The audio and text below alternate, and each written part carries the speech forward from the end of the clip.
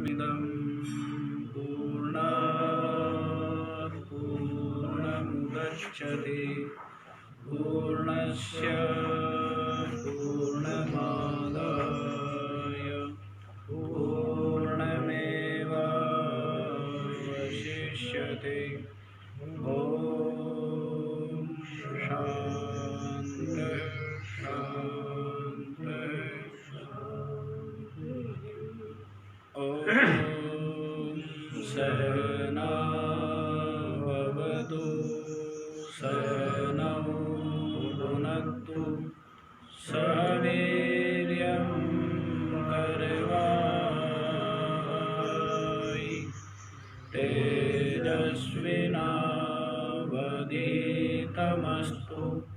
मा विद्विषावहै।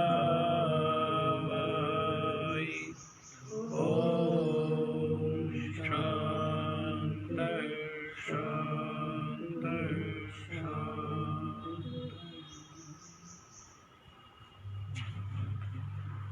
हाँ जी, तो 39 श्लोक हो गए है ना। तो अर्जुन कहता है, हे जनार्दन,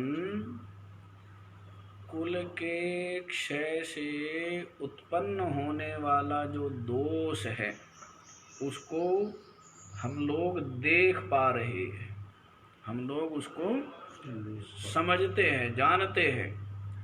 तो फिर हमें अस्मात् पापाद निवर्तितुम अस्माभिः कथम न गेयम। तो इस पाप से निवृत्त होने के लिए हम लोगों को कथम न गेयम, क्यों नहीं जानना चाहिए, क्यों नहीं समझना चाहिए। अर्थात जब हम देख ही रहे हैं कि युद्ध होगा और युद्ध में कुल का क्षय होगा, और कुल के क्षय से जो कितने दोष हैं जो आगे गिनाएंगे ही, तो इसलिए जब हम लोग ये समझने वाले हैं कि कुल के क्षय से दोष है, तो इसलिए हमें इस पाप से निवृत्त होने के लिए क्यों नहीं समझना चाहिए, जानना चाहिए। अर्थात हमें युद्ध नहीं करना चाहिए। यहाँ पर क्या मतलब अर्थ छिपा हुआ है, अर्जुन के शब्दों में ये अर्थ छिपा हुआ है कि हमें युद्ध नहीं करना चाहिए, क्योंकि युद्ध होने पर कुल का क्षय तो, कुल का नाश तो अवश्यम भावी है, और कुल के नाश होने पर क्या क्या दोष है महाराज, नरक में पतन हो जाता है। तो कुल क्षय के जो दोष है वो उसको आगे बतला रहे हैं 40वें श्लोक से। कुलक्षये प्रणश्यन्ति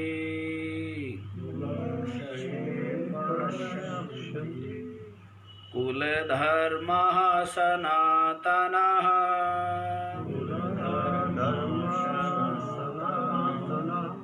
धर्मे नष्टे कुलं कृत्स्ना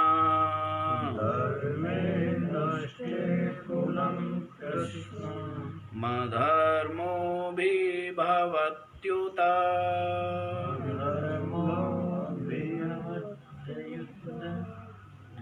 कुलक्षये प्रणश्यन्ति कुलधर्मः सनातनः धर्मे नष्टे कुलं कृत्स्नम्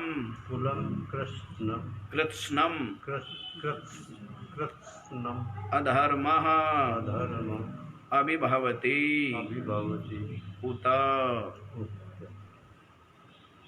उता ही है ना, मतलब हल तो नहीं है, नहीं हल नहीं जी, ते हल नहीं जी, ते हल नहीं है ना, तो उता हुआ ना, फिर उत नहीं होगा, फिर उता। क्योंकि इसमें जो लिखावट है ना हमारे वाली इस पुस्तक में, इसमें सारे अक्षर घुमा रखे, तो जो लास्ट के सारे अक्षर घुमा रखे, तो इसलिए कई बार ये होता है कि ये हल है या नहीं है, ये संदेह हो जाता है।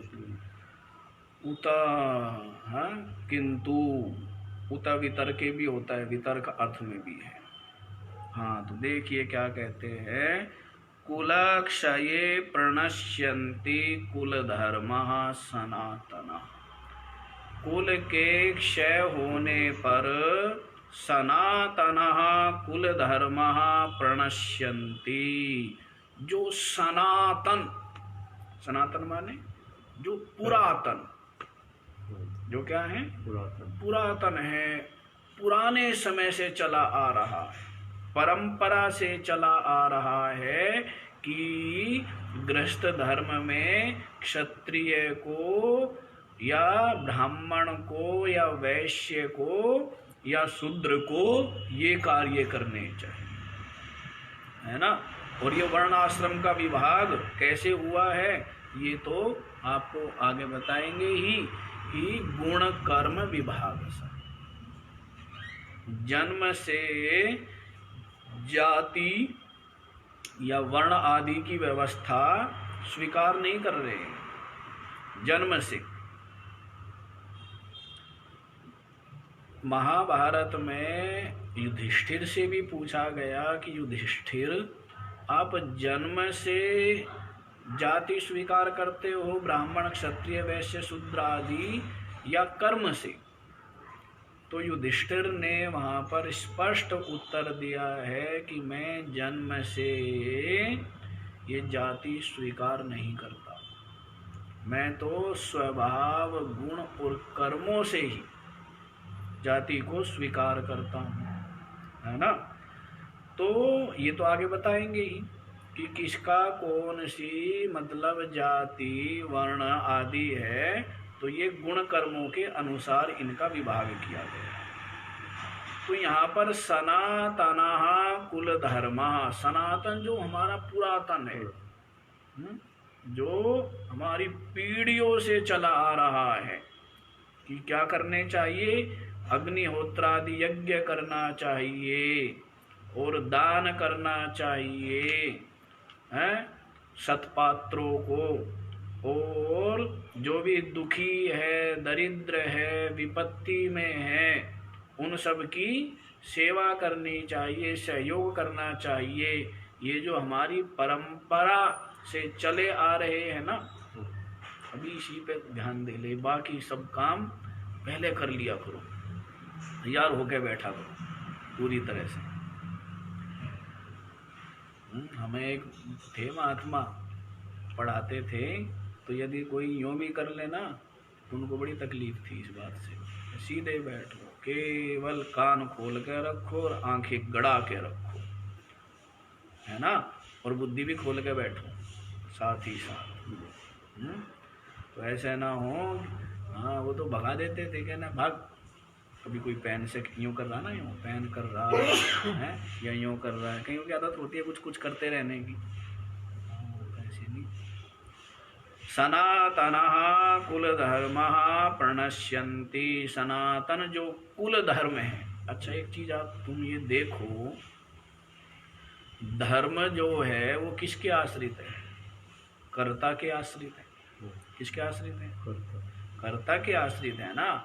जो करने वाला होगा तभी तो धर्म होगा, नहीं तो जब कुल का क्षय हो गया, मतलब जब करने वाले ही नहीं रहे तो करेगा कौन है।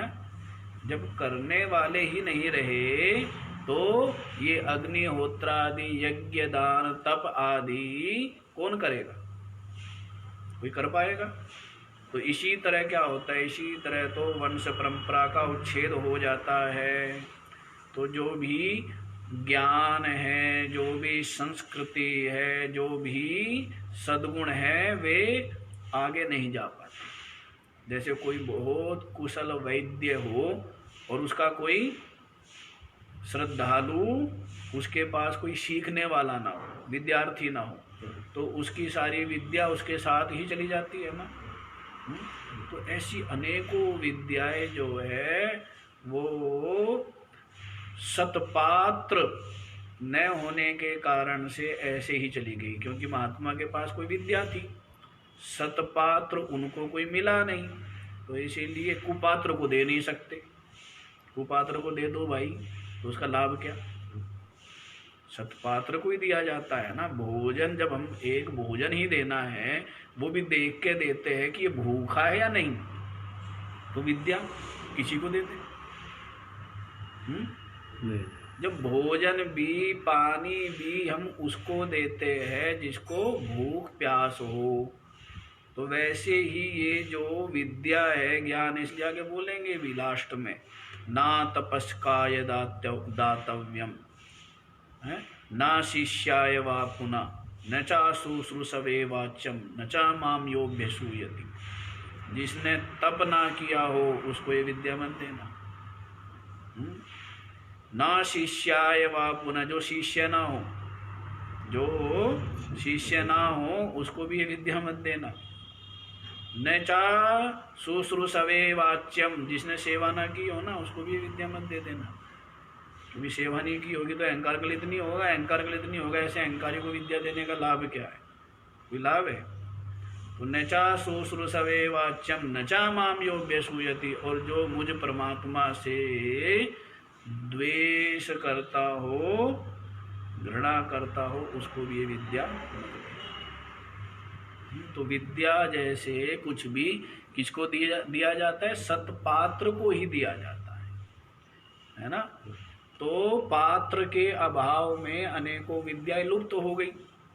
तो यहाँ पर अर्जुन यही कह रहा है कि जब ये पुरुष नहीं होंगे, धर्म कर्ता नहीं होंगे, तो धर्म कहाँ रहेगा? तो हमारा सनातन जो कुल धर्म है वो प्रणश्यंती, धर्म कर्ता के अभाव में, कुल के क्षय हो जाने पर जो सनातन कुल धर्म है वो क्या हो जाएंगे? नष्ट हो जाएंगे। हाँ जी, समझ आ रही है सच्चिदानंद जी? हाँ। और धर्मे नष्टे कुलम कृत्स्नम अधर्मः अभिभवति उता। उता माने और क्या बताऊं महाराज? ये देखो, धर्मे नष्टे, धर्म के नष्ट हो जाने पर, धर्मकर्ता के अभाव में, धर्म के नष्ट हो जाने पर कृत्स्नम कुलम अधर्मः अभिभवति। कृत्स्नम माने संपूर्ण कुल अधर्म के द्वारा ढक लिया जाता है। संपूर्ण कुल को क्या होता है? अधर्म जो है वो पकड़ लेता है, दबोच लेता है, उसको अपने आगोश में ले लेता है। समझ आ रहा है? समझ लेना। तो उत धर्मे नष्टे, और महाराज केवल कुल के क्षय होने पर कुल धर्म ही नष्ट नहीं होंगे, साथ ही साथ क्या होगा कि धर्म के नष्ट हो जाने से संपूर्ण कुल को अधर्म पकड़ लेगा, अधर्म उनको ढक लेगा, उनकी बुद्धि को, हाँ? संपूर्ण कुल की। तो उसका क्या परिणाम होगा? कितनी युक्ति युक्त बात कर रहा है अर्जुन, कितनी युक्ति युक्त है, लेकिन विवेक तो जरूर जागृत हो रहा है, साथ ही साथ वैराग्य का भी आभास हो रहा है। क्या हो रहा है? आभास है नहीं, है नहीं, लेकिन भान भास जरूर हो रहा है। क्यों? क्योंकि इस विवेक और इस वैराग्य के मूल में मोह है। क्या है? मोह है, कायरता है। कायरता यही है जो कृपया बोला था ना पीछे, कृपया परया आविष्टा। तो अत्यंत कृपा से युक्त हो गया, मतलब कायरता से युक्त हो गया मोह के कारण से।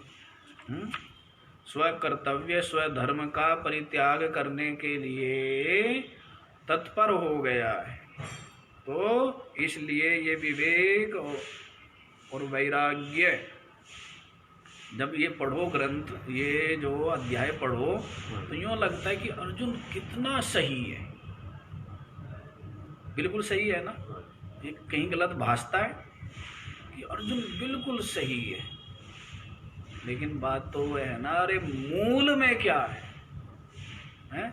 जैसे कोई व्यक्ति किसी को निःशुल्क में क्या दे रहा है, कोई चीज बांट रहा है, कोई चीज दे रहा है कि अमेरिका भारत को फ्री में दे रहा है।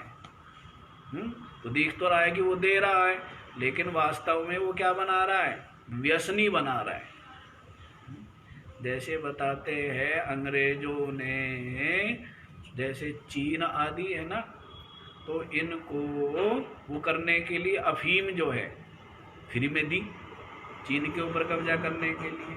तो उनको तो लगा कि भाई कितने हमारे ये हितैषी है, कितने प्यारे, कितना ख्याल रख रहे हैं, और उनको अफीम खिला खिला करके क्या कर लिया, उनके ऊपर कब्जा कर लिया। ऐसी भारत वालों को चाय पिला पिला करके, क्या चाय पिला पिला करके बुद्धि खत्म कर दी, खत्म नहीं कर दी। अब तुम ये देखो, चाय है, दूध में मलाई आती है ना, नहीं आती है, घी कितना, घी कितने चिकना होता है, लेकिन चाय पत्ती डलते ही दूध में घी ढूंढे से मिल जाए तो बता दो। चाय पत्ती डलते ही चिकनाई कहाँ गई। अब तुम ये सोचो, जिसने इतनी सी पत्ती ने इतने 1 किलो दूध की सारी घी को चाट गया है, तुम्हारे शरीर में वही पत्ती जा करके जो तुम्हारे शरीर में मालटाल है उसको नहीं चाटेगा, हैं? चाटेगा ना। हाँ, तो इसलिए बहुत अधिक सेवन करना ठीक नहीं है, बहुत अधिक। हाँ, ठीक ठीक तो ठीक भी है, ठीक ठीक हो, बस समय के अनुसार। जैसे कई लोग जो है सेवन नहीं करते और वो फिर चाय आदि ले लेते हैं, तो उनको मान लो कोई रोग हो, बुखार आदि, वो ठीक हो जाता है, जुकाम ठीक हो जाता है, चाय पी जुकाम ठीक हो गया, क्योंकि पीता ही नहीं है। हाँ, तो औषधि भी बन सकती है सब चीज़ें, यदि सीमित मात्रा में ली जाए तो। हाँ जी, तो समझ आया। ऊपर ऊपर से क्या दिख रहा है, विवेक वैराग्य, और अंतर में क्या है, मोह, मोह रूप कायरता अंतर में। तो कितनी सही बात कह रहा है कि धर्म के नष्ट होने पर संपूर्ण कुल अधर्म के द्वारा पकड़ लिया जाएगा, दबोच लिया जाएगा। तो फिर आगे क्या होगा, अधर्म से जब अभिभव हो जाएगा संपूर्ण कुल, तो उससे क्या होगा, तो आगे फिर गिना रहा है। देखिए 41वां श्लोक, अधर्माभिभवात् कृष्ण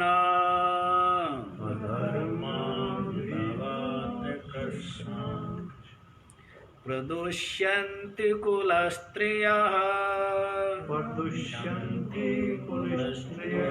स्त्रीषु दुष्टासु वार्ष्णेय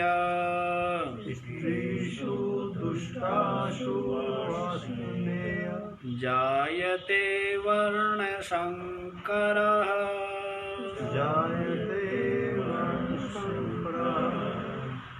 अब से केवल मैं ही बोलूंगा, तुम लोग रहने ही दो। हाँ, बस विच्छेद बोल दिया। अधर्म अभिभवात् कृष्ण प्रदुष्यन्ति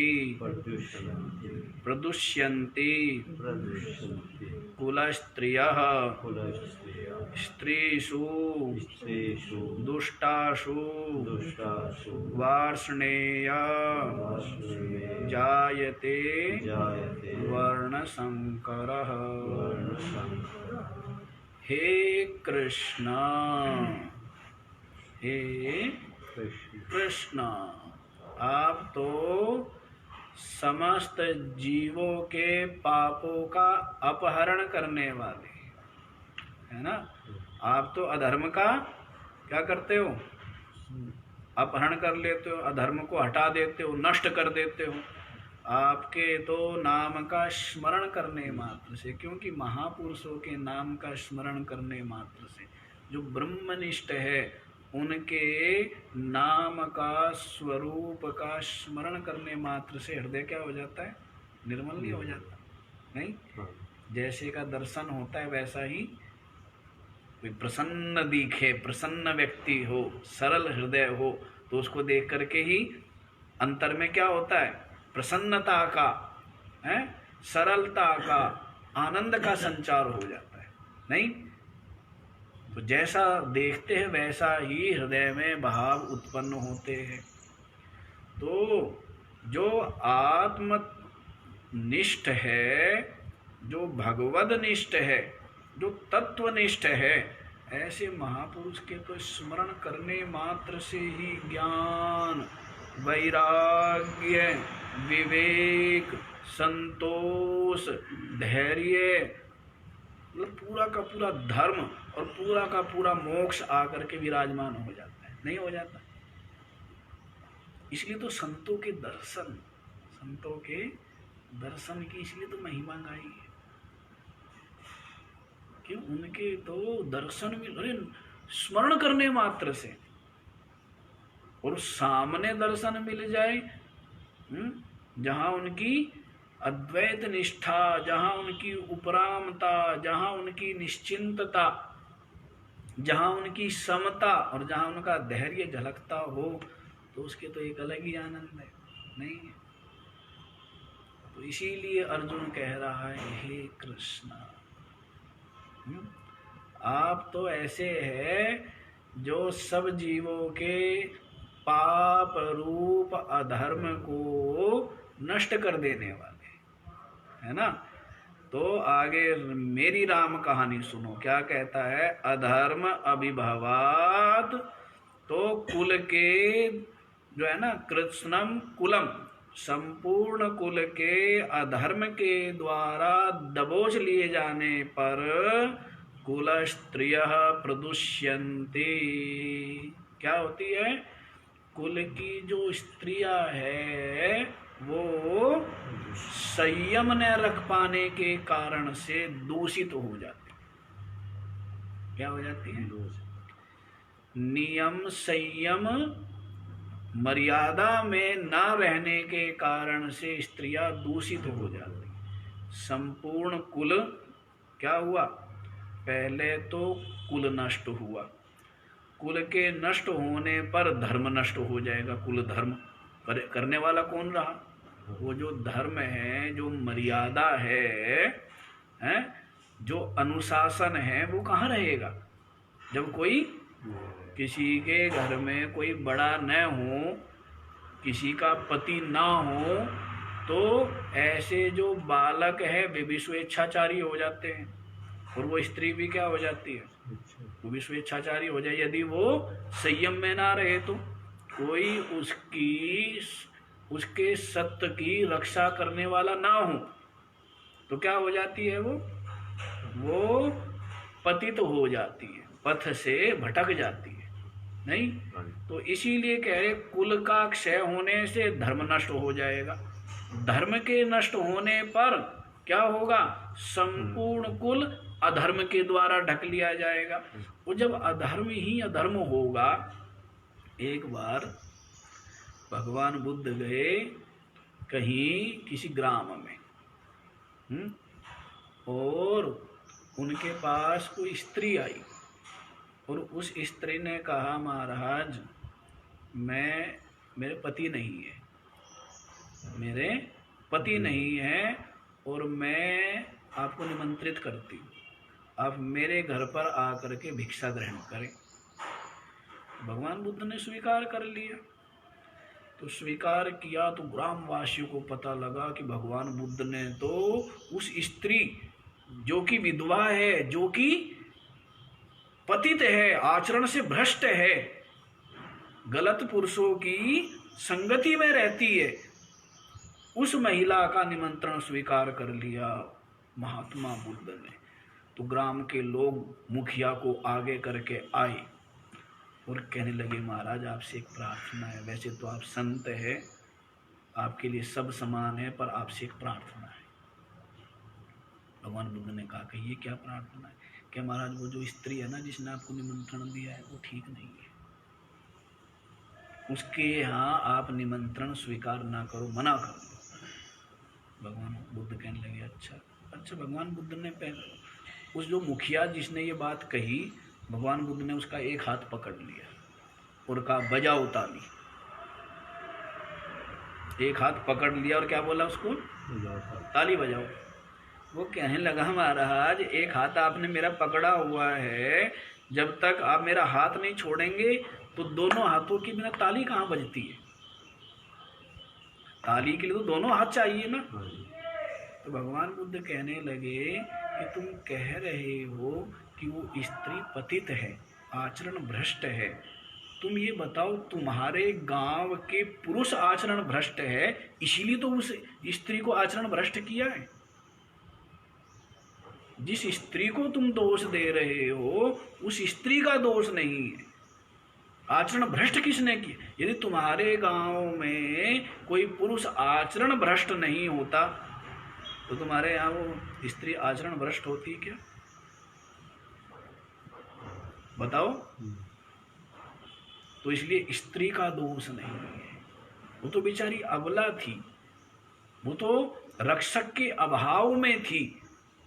तो तुम्हारे ग्राम के जो पुरुष है वो व्यभिचारी है, इसीलिए उस स्त्री का पतन हुआ है। तो भगवान बुद्ध ने कहा नहीं, हम उसको मौका देना चाहते हैं, जो सुधरना चाहे।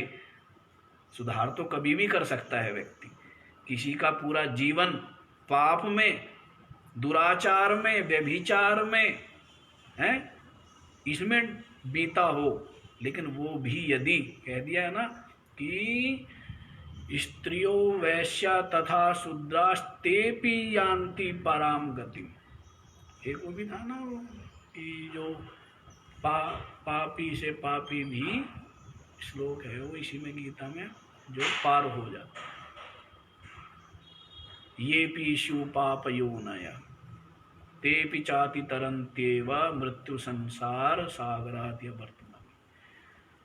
तो वहां पर ये कहा कि जो मतलब पाप योनियों में भी है, जो निकृष्ट से निकृष्ट है, यदि वो भी सुधार कर ले तो उसका भी कल्याण हो जाता है।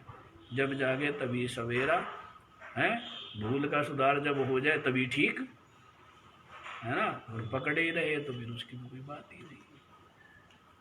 हाँ जी, तो इसलिए क्या कहते हैं कि जब संपूर्ण कुल अधर्म के द्वारा क्या होगा, अधर्म के चंगुल में फंस जाएगा, तो संयम न रख पाने के कारण से, मर्यादा अनुशासन न होने के कारण से कुल की स्त्रियां क्या हो जाएगी, दूषित हो जाएगी। अधर्म के बढ़ जाने से कुल स्त्रियां क्या हो जाएगी, कुल की स्त्री दूषित हो जाएगी, आचरण भ्रष्ट हो जाएगी, चरित्र भ्रष्ट हो जाएगी। और स्त्रीषु दुष्टासु वार्ष्णेय, हे वार्ष्णेय, दो संबोधन दिए, बारंबार अपनी ओर अभिमुख कर रहा है। महाराज मेरी ओर देखिए, पूरे ध्यान से मेरी बात सुनिए, मेरे हृदय में जो विचार है वो मैं निवेदन कर रहा हूँ, मेरा मार्गदर्शन आपको करना है। अर्जुन के मन में ये बात अभी भी है, अभी भी है, इसीलिए तो सुना रहा है।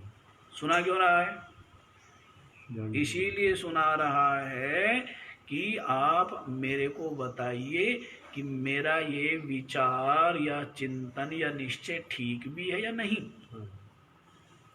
तो बताने के हिसाब से नहीं, पूछने के हिसाब से बताया था ना मैंने तुम लोगों को। एक तो होता है बताना और एक होता है पूछना। तो बताना तो मतलब ये है कि मेरा तो ये निश्चय है और मैं केवल आपको अवगत करा रहा हूँ, बता रहा हूँ। और पूछना ये होता है कि जी मैंने ये समझा है, मैंने ये जाना है और ये उचित है या अनुचित है, मैं ये आपसे पूछ रहा हूं, आप बताइए।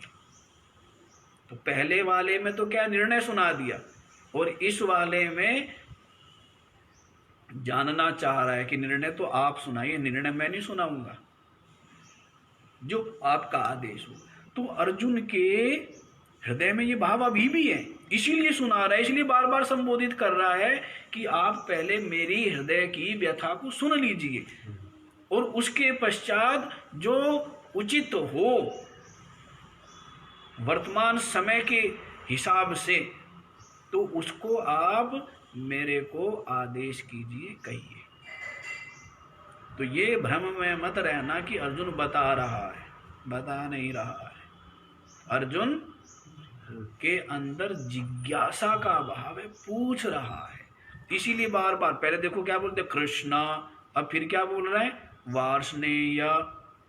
तो बार बार संबोधन करने का मतलब क्या है? क्या मतलब है?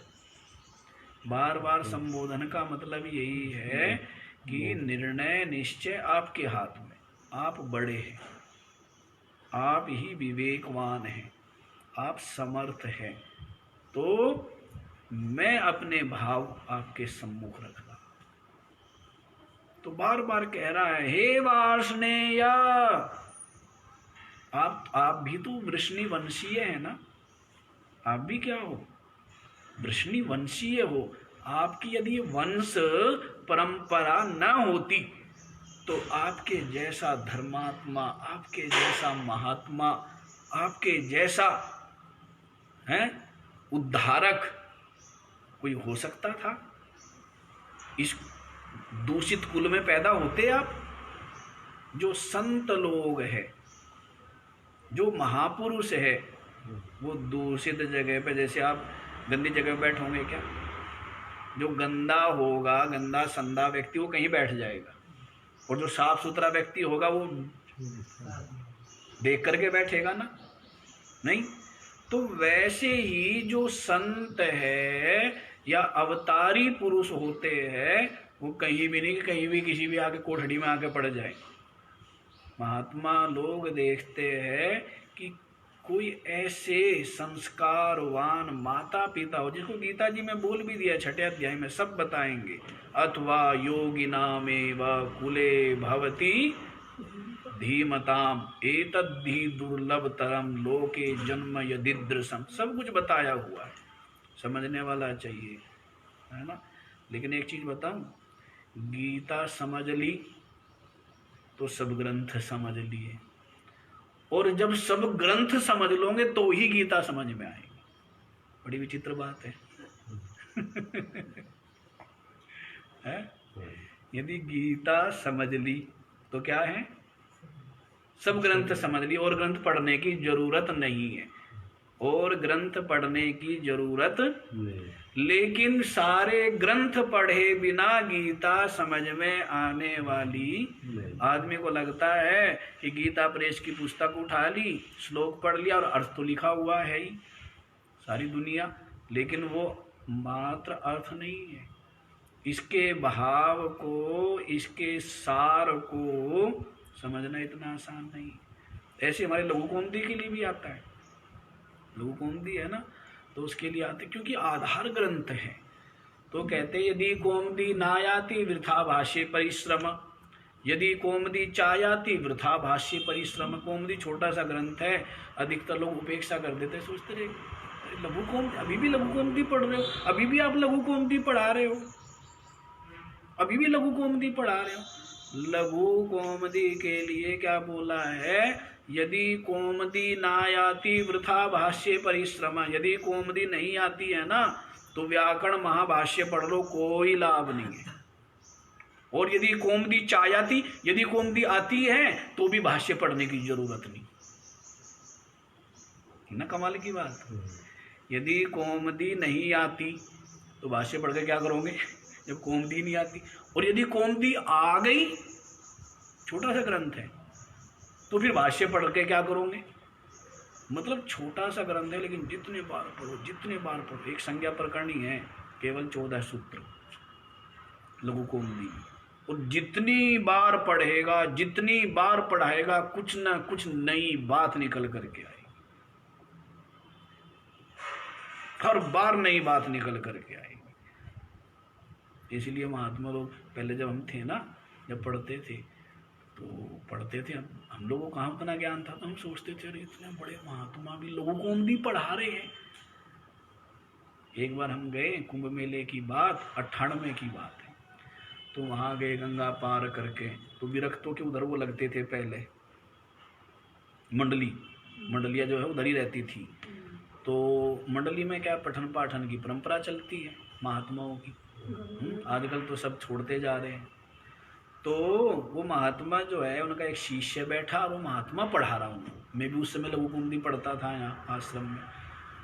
तो मैंने सोचा कि इतना बड़ा ये महात्मा पढ़ने वाला और पढ़ाने वाला इतना बड़ा मंडलेश्वर, मेरे को बड़ा आश्चर्य हुआ। मैंने कहा भाई ये क्या लघु कुंडी पढ़ा रहे हैं, हाँ? लेकिन अब ये कोई आश्चर्य नहीं लगता है।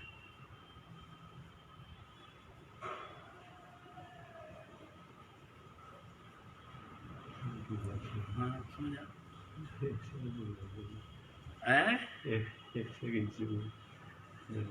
तो क्या है कि अब ये आश्चर्य नहीं लगता है, क्योंकि ये ग्रंथ है ही ऐसे।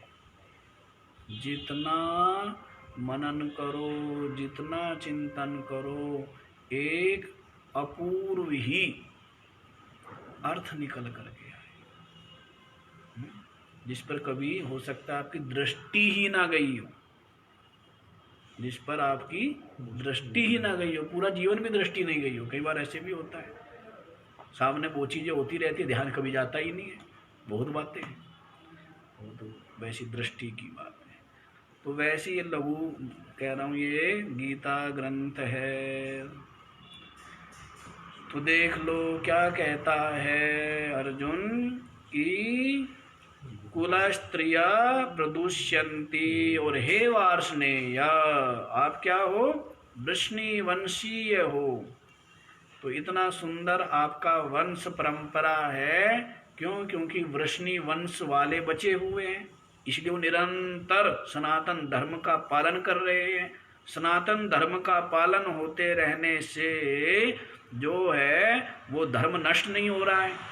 धर्म नष्ट नहीं हो रहा है तो अधर्म नहीं बढ़ रहा है, और अधर्म के न बढ़ने के कारण से पुरुष और स्त्री दोनों का ही पतन नहीं हुआ है। दोनों के दोनों क्या है, मर्यादा में, दोनों के दोनों संयम को अपनाए हुए हैं, मर्यादा का परित्याग नहीं किया है, दोनों के दोनों ने ही।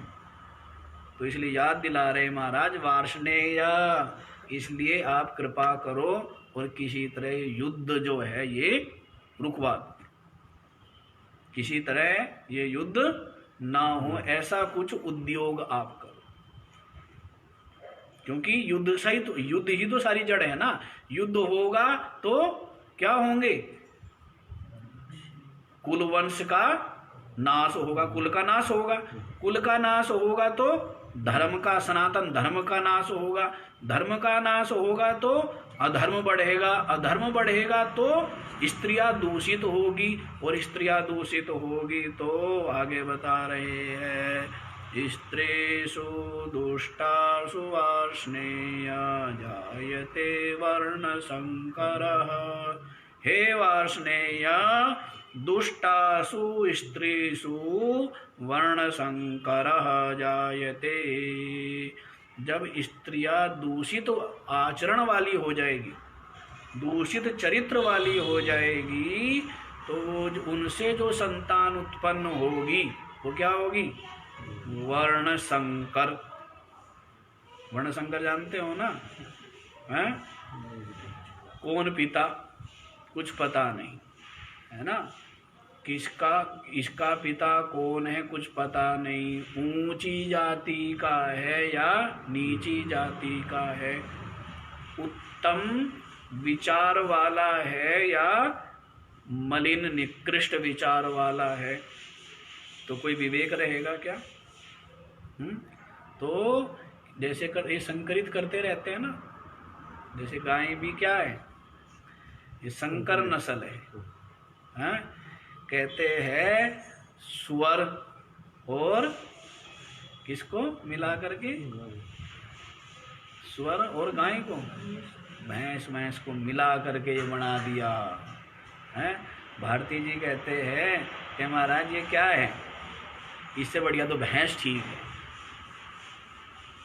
भैंस कम से कम क्या है, नस्ल तो है, शास्त्रों में पुरानी समय से आ रही है, पर ये जो संकर नस्ल है, संकर लेकिन अब तो सभी कुछ संकर है, किस किस चीज़ से बचोगे? आपका जो फल है वो भी क्या है? वो भी संकर है। ऐसे भी बना दिया, एक ही पेड़ के ऊपर आम भी आ रहा है, अमरूद भी आ रहा है, लीची भी आ रही है। पता है कैसे आती है? वो तरीका हमें पता लग गया। वो क्या करते हैं तुम्हें तो पता होगा, कलम जो है वो पेड़ होता है, कलम काट के उसको पेड़ के और उसमें लगा देते हैं अंदर, वो वहां से रस मिलना शुरू हो जाता है उसको, तो वो बन जाता है। तो एक ही पेड़ पर सब चीजें आ जाती हैं। तो ये सब क्या है? संकरण ही है। ये क्या है? और संकरण अब सीधा हो रहा है। संकरण तो पहले भी, पर वो संकरण जो था वो एक मर्यादित था, है ना। नहीं तो पुष्पों के द्वारा एक परागकण उड़ के दूसरे पुष्प में जाते हैं, तो ये तो सब विज्ञान में भी बताते ही है।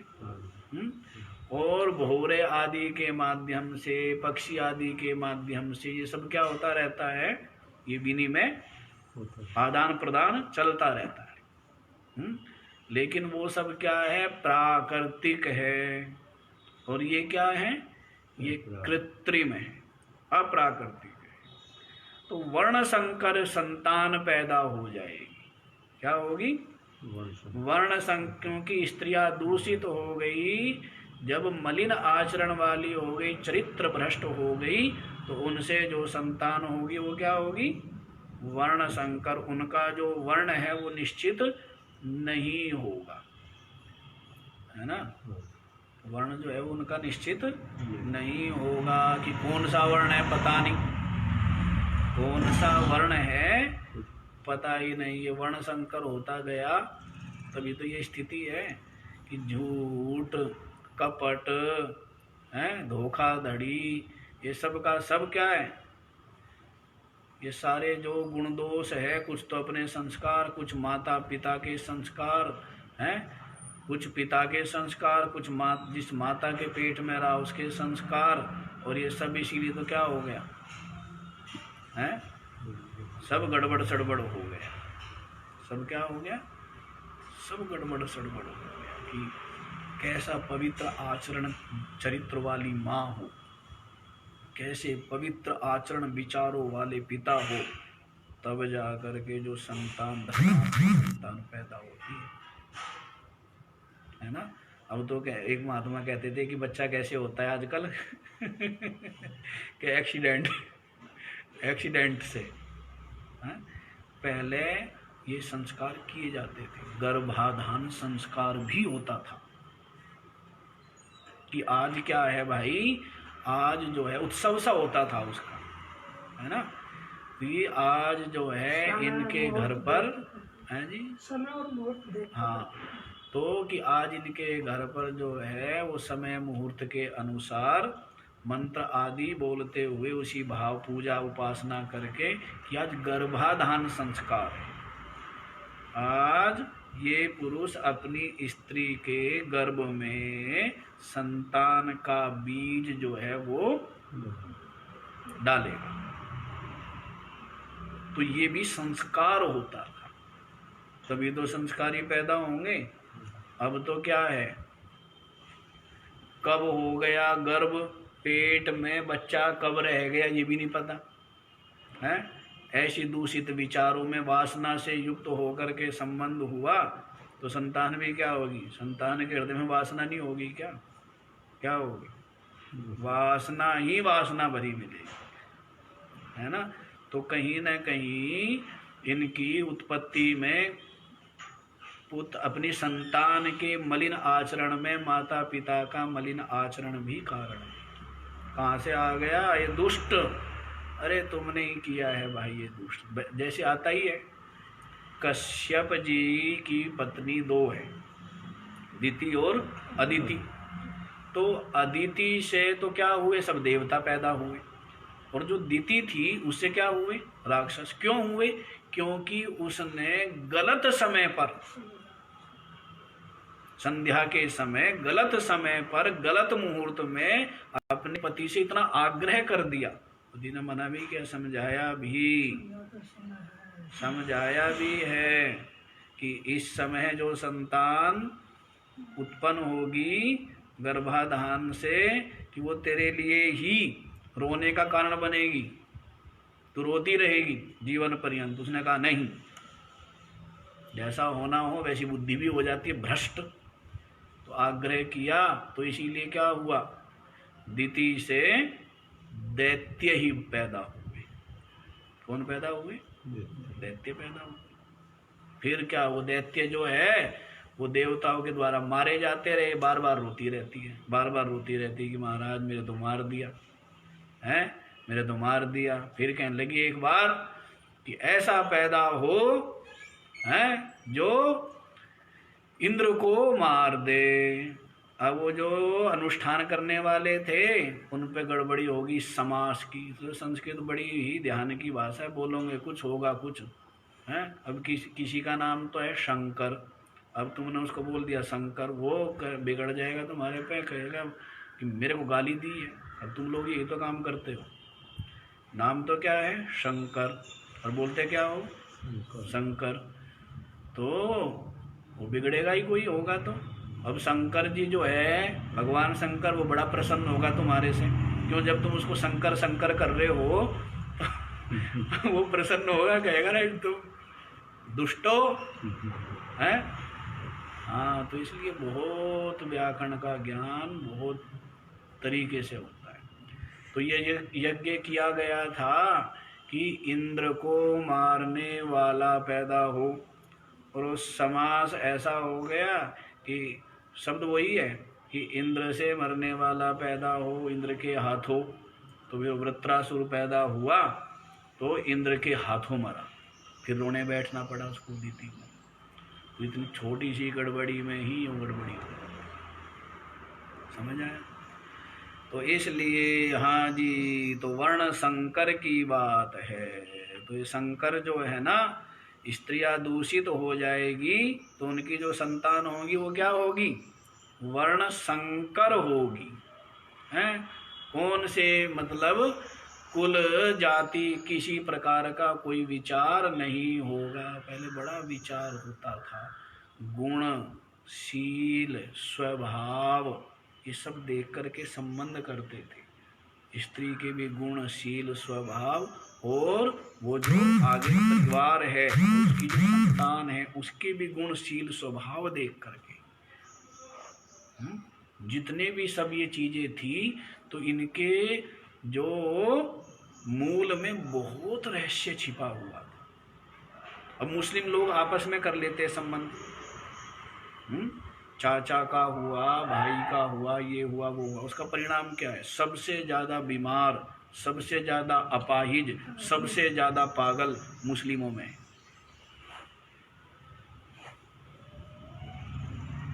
जितनी दूर का संबंध हो, जितनी दूर हो, है ना, क्योंकि उनके जो गुणशील स्वभाव है ना वो ज्यादा ही मिल गए। जो मुस्लिम है ना वो वहीं के वहीं खान पान रहन सहन सब कुछ वो हो गया, तो उनमें यूं नहीं रहती। वो जो उनके क्या बोलते हैं उसको, क्रोमोसोम या क्या होते हैं, तो वो यूं ठंडे ठंडे रहते हैं, तो ठंडा ही पैदा होगा। वो तो क्रूर, तो उनको ये मौलवी बना देते, नहीं कुछ नहीं है, दम कुछ होता ही नहीं मुस्लिम में। और इसलिए हिंदू जो है वो बलिष्ठ होता है हर तरह से। क्यों? क्योंकि कहीं का लड़का और कहीं की लड़की, तो उनके जो वो मिलते हैं, क्रोमोसोम बिल्कुल विपरीत है, तो उनमें तो पहले युद्ध होता है, तो पहले छीना झपटी होती है। अब जो उस परीक्षा से पास होके निकलेगा वो परीक्षित ही तो होगा, नहीं होगा, वो तो कुछ होगा ना दमदार। अब जो रहा हो आराम से गद्दे में, नीचे मत उतरना, नीचे मत उतरना, उसमें कुछ होगा। और जो धूप में और मिट्टी में और रेत में और पत्थरों में और सिंगों के साथ खेला हो, उसका क्या होगा, उसको कुछ बिगड़े तो नहीं। तो थोड़ी के 4 बूंद लगी थी इसलिए बुखार हो गया है, थोड़ी सी धूप चल होगी थी इसलिए ये हो गया, तो कारण क्यों है, यही तो कारण है ना। तो इसलिए ये जितने ज्यादा विरोधी होते हैं इनके, उतना ही बलिष्ठ संतान होती है, समझे। और वहीं के वहीं मुसलमान कर लेते हैं। जैनी जैसे जैन लोग हैं सबसे ज्यादा डरपोक माने जाते हैं, हिंदुओं में जैनी सबसे ज़्यादा डरपोक माने जाते हैं। उसका कारण यही है। कारण क्या है? क्योंकि जैनी है बहुत कम, विवाह करते हैं आपस में ही, तो आपस में विवाह होने से उनके क्या होंगे? उनकी संतान भी कायर ही होगी। इसलिए कोई जैनी हो और वो कहीं दूर विवाह करे, उसकी जो संतान होंगी वो साहसी होंगी, दमदार होंगी। तो इसके पीछे बड़ा विज्ञान था। समझ आया? हाँ, तो ये समझने की बात है। तो यही आज हमारे बड़े नफा नहीं देखते थे जी, खानदानी हो गया। हाँ, खानदानी गुण। हाँ, माता की छोड़ करके और दादी की छोड़ करके और अपनी तो छोड़नी थी। हाँ, 3 हो ही गया। अपना हो गया, माता का हो गया गोत्र और दादी का गोत्र हो गया। तो अब लोग धीरे धीरे जो है मिलते नहीं, तो दादी वाला तो छोड़ दिया, अब माँ का रह गया, माँ का और अपना रह गया। अब धीरे धीरे कह रहे माँ वाला भी छोड़ दो भाई, हैं? फिर रह गया अपना अपना। अब लोग कहने लगे नहीं ये छोड़ दो ना, ये मुसलमान नहीं कर लेते क्या, आपस में कर लो गांव के गांव में। तो अपना भी छोड़ दिया। तो उसका परिणाम क्या होगा? जैसे मुस्लिम अर्धविक्षिप्त होते हैं, पागल, तो वैसे इनके पागल होंगे संतानें, नहीं होंगी। मतलब बुद्धिमान हो, बड़ी तीक्ष्ण प्रज्ञा वाले होती है संतान, है? तो क्यों नहीं है ऐसे आजकल? इसलिए नहीं है। हाँ जी, स्त्रीषु दुष्टासु वार्ष्णि। आज तो पूरा अध्याय करना था हमें। अरे समय तो पूरा हो गया है अभी थोड़ी सी। तो यदि स्त्रियां दूषित हो जाएगी तो वर्ण संकर पैदा होंगे। तो वर्ण संकर हो गए तो कोई बात नहीं, पैदा तो हो गए कोई। कहने लगे महाराज बस वर्ण संकर होने से तो अच्छा ही है कि नहीं। दुष्ट संतान पैदा हो, अधर्मी पापी संतान पैदा हो, अजामिल जैसे दुष्ट संतान पैदा हो, इससे अच्छा है आत्मदेव नाम का ब्राह्मण है। अरे महात्मा ने कहा रहने दे, कह नहीं महाराज पुत्र चाहिए, पुत्र, मरने आया हूं। और अब तक तो कोई बात नहीं थी, मर जाता, अब आप दिख गए, अब आपके आगे मरूंगा। और सारा दोष किसको लगेगा? कृपा महात्मा जी ने दे दिया, चल फल दे दिया है कि चल तेरे ये अपनी पत्नी को दे देना, संतान हो जाएगी समय पर। अब पत्नी तो थी वो धुंधली, बड़ी दुष्टा, उसने फल गाय को दे दिया और अपने बहन की संतान जो ये अजामिल था इसको गोद ले लिया था, पति को धोखे में रखा। तो वो जो आत्मदेव नाम का ब्राह्मण था वो सोचता था कि मैंने बहुत बड़ी गलती की, इससे अच्छा तो मेरे संतान होती ना हो जाता। अच्छा, दुष्ट अधर्मी पापी अत्याचारी होने से अच्छा क्या हो गई ना। हाँ, तो ये बात है। तो ये वर्ण संकर तो क्या है? वर्ण संकर पैदा हुए, उससे अच्छा तो संतान होनी ही नहीं चाहिए। क्योंकि ये वर्ण संकर के सुनो कितने दोष है। तो ये वाला श्लोक तो कर ही लो। संकरो नरकायैव कुलघ्नानां कुलस्य च पतन्ति पितरो येषां लुप्तपिण्डोदकक्रियः। हाँ जी, शंकरः नरकाय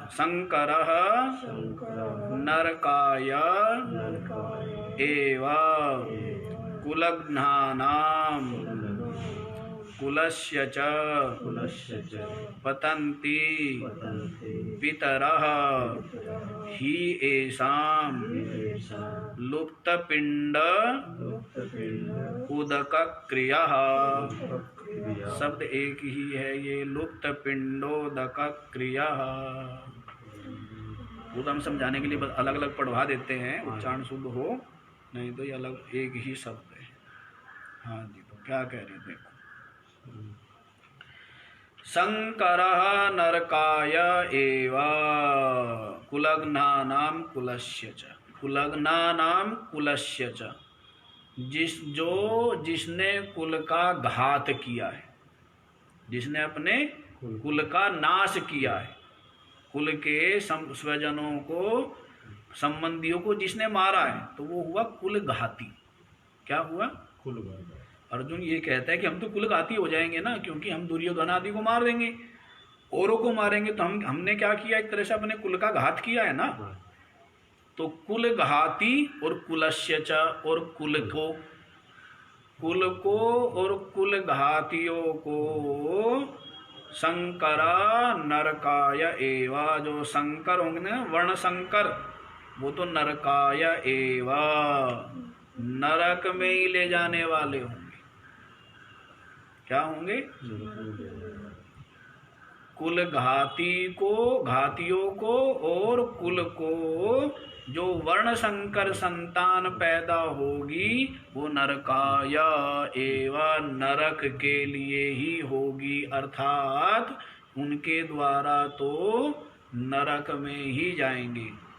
जितने भी कुल में पैदा होने वाले और हम लोग जिन्होंने कुल का घात किया है वो लोग कहाँ जाएंगे? नरकाय, नरक में ही जाएंगे। समझ आ गया ना?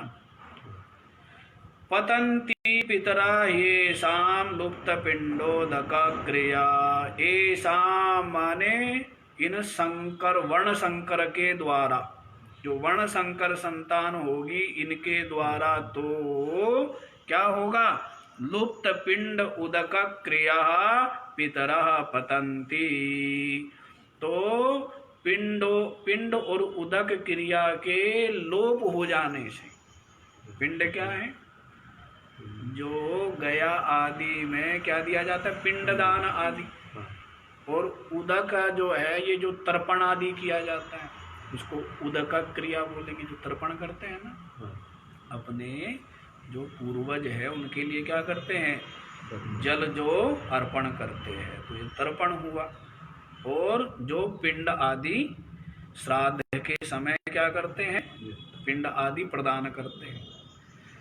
तो इसलिए कह रहे हैं पिंड और उदक क्रिया के लोप हो जाने से, एसाम माने इन वर्ण संकरों के द्वारा, पितरा पतंती, पितरों का क्या हो जाएगा? जो पितर लोग हैं उनका भी पितृलोक से पतन हो जाएगा, स्वर्ग से पतन हो जाएगा उनका। जो पिंड और उदक क्रिया का लोप हो जाएगा। ये वर्ण संकर तो क्या होंगे? मनमाने होंगे ना। ये वर्ण संकर क्या होंगे? उनके द्वारा पिंड दिया हुआ ग्रहण नहीं करेंगे, वो तो है ही। ये उस पे भी आएंगे, लेकिन पहली बात तो वे करेंगे ही नहीं, मनमाना वो करेंगे। और दूसरी बात वही जो इन्होंने बताई सच्चिदानंद जी महाराज ने, कि जो दूषित है मन विचार स्वभाव जिनका, उनके द्वारा दिए जाने पर वो स्वीकार भी नहीं करेंगे। पितर लोग स्वीकार ही नहीं करेंगे। स्वीकार नहीं करेंगे तो बेचारे भूखे प्यासे मरेंगे। उनका क्या होगा? कष्ट पाएंगे, पतन हो जाएगा, है ना। तो पहली बात तो उनकी प्रवृत्ति ही नहीं होगी, धर्म में प्रवृत्ति ही नहीं होगी। और यदि किसी तरह बलात् प्रवृत्ति हो भी गई, जैसे पहली बात तो जो दुष्ट लोग हैं उनकी धर्म में प्रवृत्ति नहीं होती, और दूसरा प्रवृत्ति हो भी जाती है तो उनके, अरे क्या उन्होंने भंडारा किया, अरे हम नहीं लेते, उनका तो व्यापार बड़ा गलत है। उनका तो जो धंधा है ना वो तो शराब का धंधा है। उधर तो लोगों के घर बिगाड़ रहे हैं शराब पिला पिला करके, और इधर जो है लोगों को भंडारा खिला रहे हैं। तो कई लोग कहते ना, नहीं महाराज बस प्रसाद, तो प्रसाद भी लोग स्वीकार नहीं करते हैं। कौन? जो धर्म का विचार करने वाले लोग, क्योंकि जानते हैं दूषित अन्न खाने से, कहते हैं ना कि खाने से, अरे कुछ और बोल रहा हूँ भाई, दुष्कृतम ही मनुष्याणाम अन्नमाश्रित्य तिष्ठति, यो यस्यान्नमश्नाति सो तस्यास्नाति किल्बिषम्। जो मनुष्य के जो पाप है ना, वो किसके आश्रित रहते हैं? अन्न के आश्रित। किसके आश्रित रहते हैं? तो यो यस्यान्नमश्नाति, जो जिसका अन्न खाता है, वो अन्न नहीं खा रहा, वास्तव में उसके पाप खा रहा है। क्या खा रहा है? जो लोग अन्नदान कर रहे हैं, वो अन्न का दान नहीं कर रहे हैं। क्या कर रहे हैं? एक तरह से समझो, वो अपने जो भी उनसे अपराध हुआ है वो उनका दान कर रहे हैं। तो इसलिए कहा है ना कि दुष्कृतम ही मनुष्यणम अन्नम आश्रित्य, अन्न के आश्रित रहते हैं मनुष्य के दुष्कृत पाप। तो यो यशान्न, इसलिए कहा जाता है अन्नदान करो, अन्नदान करो, जलदान करो। तुलसीदास बड़ा दौड़ दौड़ के भंडारे खावे, हाँ है ना, भंडारा खाओ तो कहना महात्माओं का 10 माला उसके लिए जपो पे अलग से।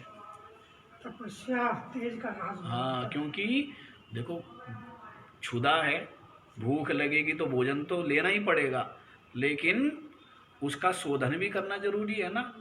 जो अन्न खाया है तो इसलिए उसके नाम की भी माला जप देनी चाहिए, उसके नाम का भजन करना चाहिए। भजन करना पड़ेगा, नहीं करना ऐसे भी तो 60% चले जाते हैं। हाँ। हम किसी काम में खाते हैं ना, जो हम भजन करते हैं 60% उनका चले जाता है, 40% मेरे पास बचता है।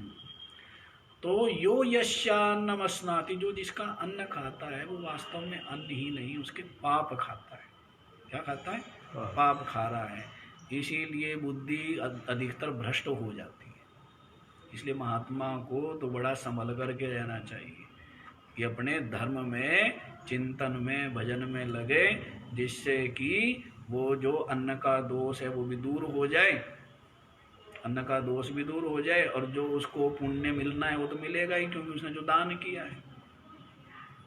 समझ आया है?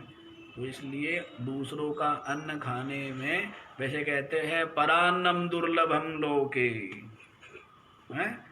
जो स्थूल बुद्धि वाले होते हैं, आज मिल रहा है माला, आज खा ले भाई, ये कहाँ खिलाने वाला, ये नहीं कभी खिलाता, खा ले, हैं? बड़ा दुर्लभ है।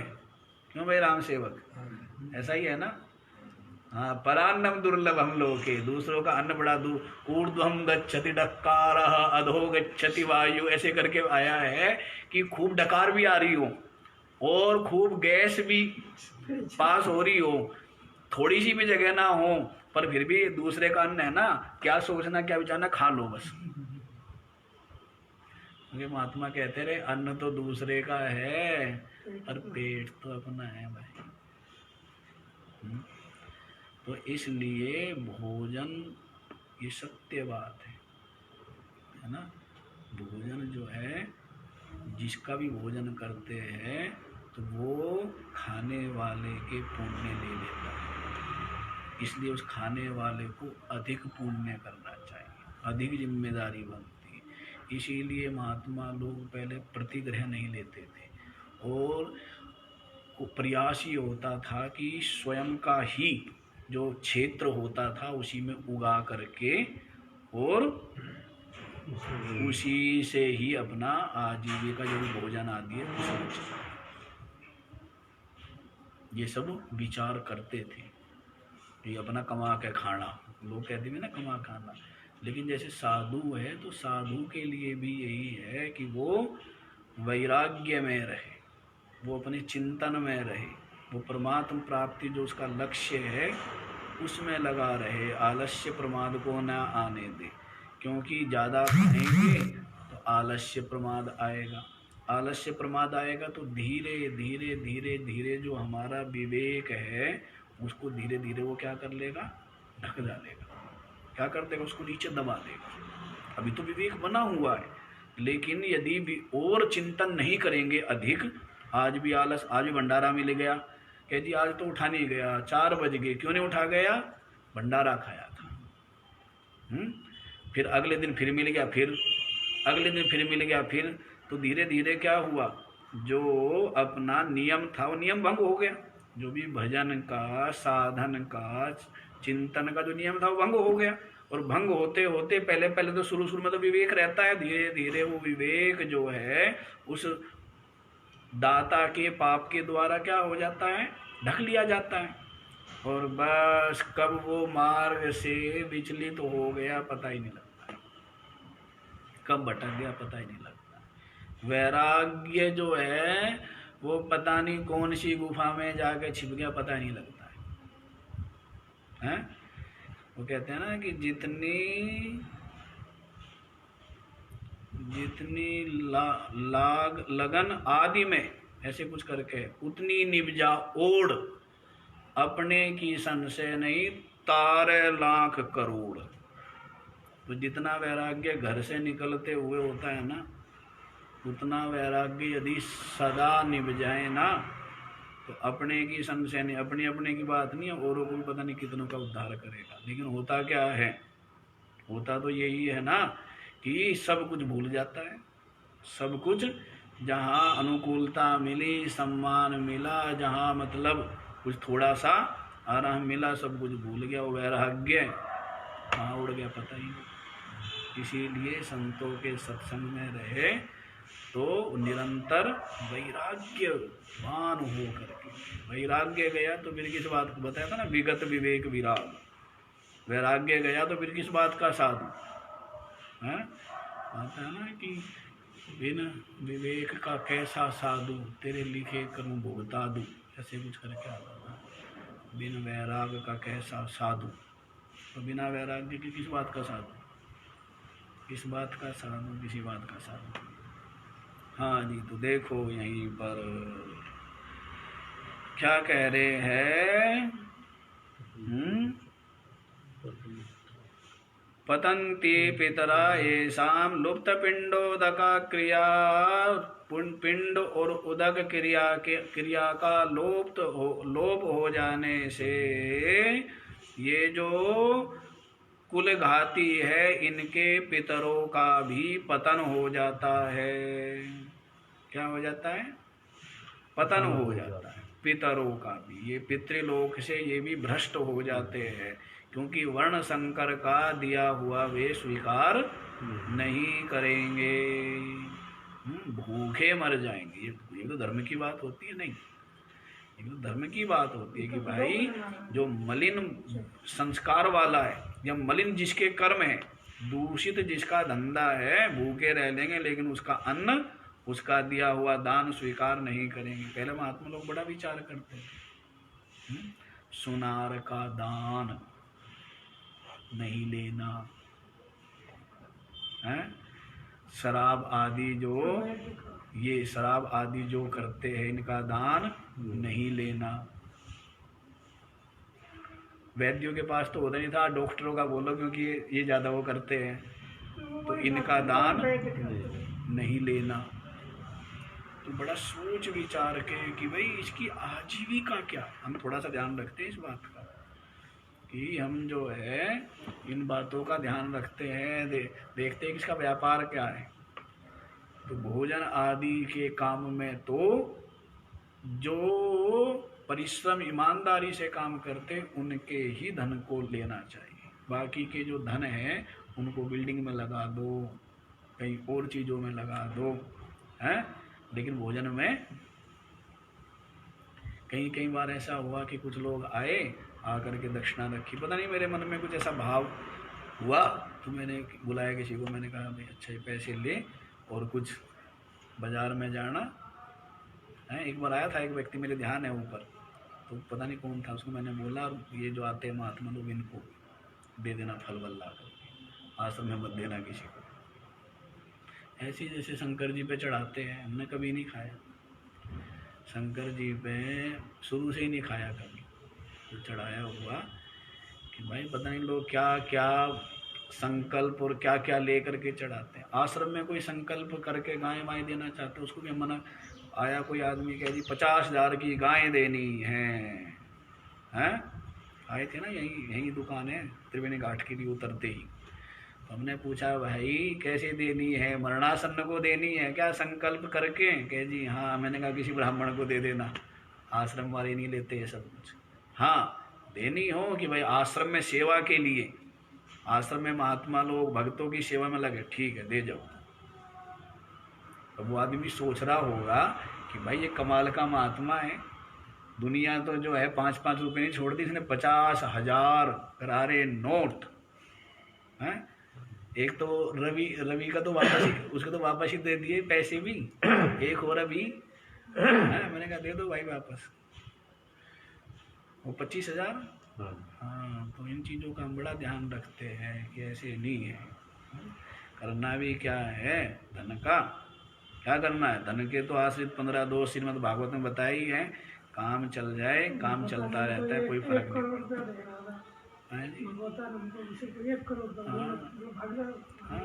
नहीं तो महात्मा लोग थोड़ा सा रखते हैं ध्यान, और बहुत लोग टकराते हैं कि महाराज ऐसा कर लो वैसा कर लो। मैंने कहा भाई हमारे महात्मा की गौशाला है राजस्थान, जितना मर्जी उतना दे देना, हमें ज़रूरत नहीं है। तो ठीक है, बाकी का विचार कल कर लेना, समय ज़्यादा हो गया।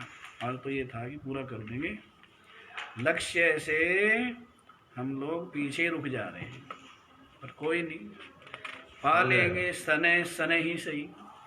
ओम पूर्णमद पूर्णमिदं पूर्णमुदच्यते पूर्णस्य पूर्णमादाय पूर्णमेवावशिष्यते। ओम शांति।